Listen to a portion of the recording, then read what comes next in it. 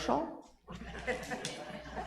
We are blessed today to have a representative from Grace Place for Children and Families. When I first got involved with this organization was 20 years ago. We were operating out of the Golden Gate United Methodist Sanctuary and Fellowship Hall with one employee.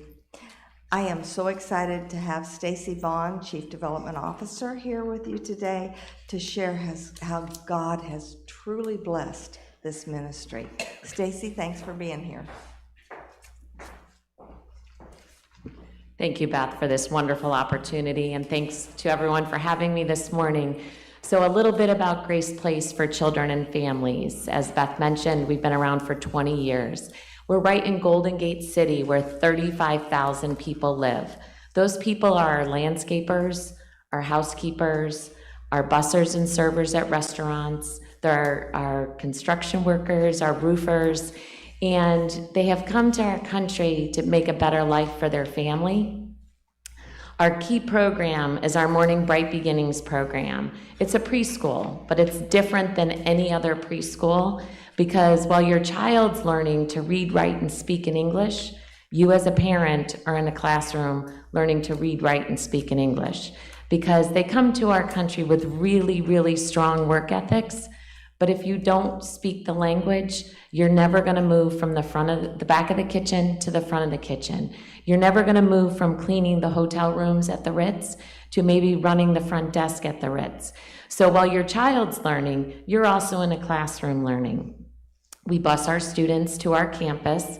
Again, our community is only 2 miles by 2 miles or 4 square miles right down the road in Golden Gate City, all part of Naples. Within that, there's 35,000 people that live. And again, helping them understand the power of education is what will change their pathway out of poverty. In addition to our morning program, where we feed them, we also teach them that they are their child's first and best teacher.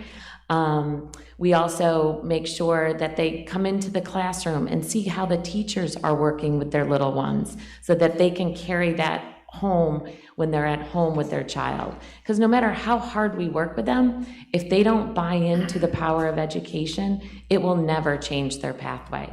Then we have an after-school program.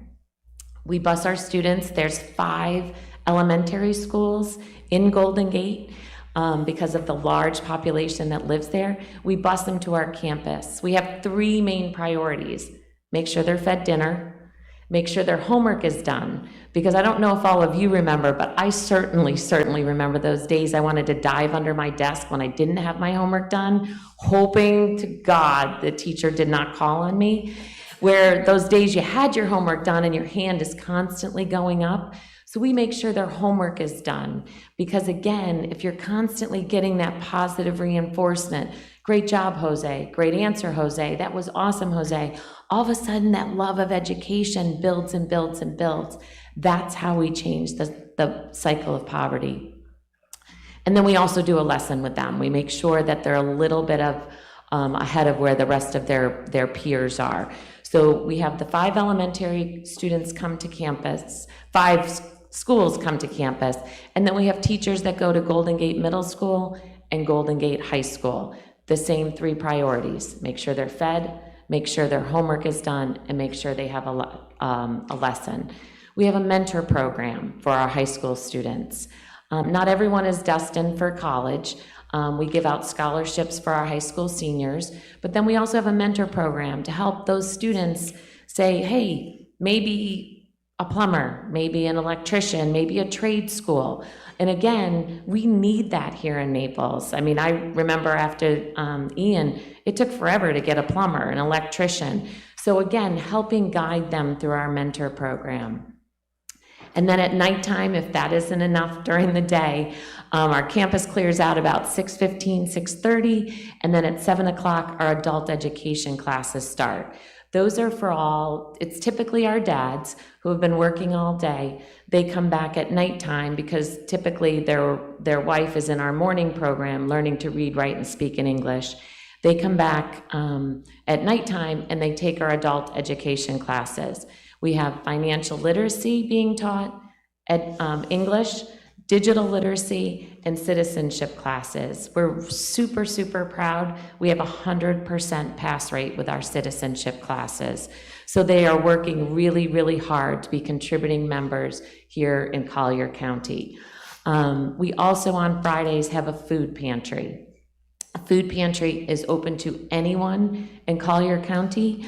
They come in, we set it up, as you can see, we set it up like a farmer's market in the back.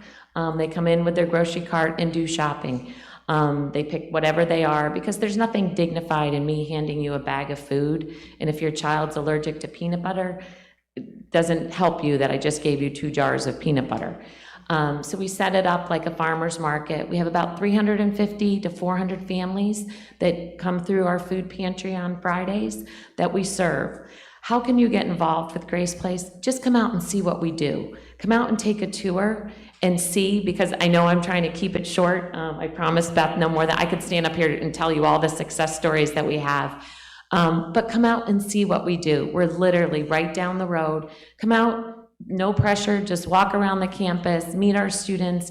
You can be a mentor, you can volunteer in the food pantry. There's so many different ways to get involved with Grace Place, but really the starting point is just come out and see what we do. Happy to do tours anytime you would like one. Thank you so much for this opportunity this morning, and I hope to see you on our incredible campus. Thank you.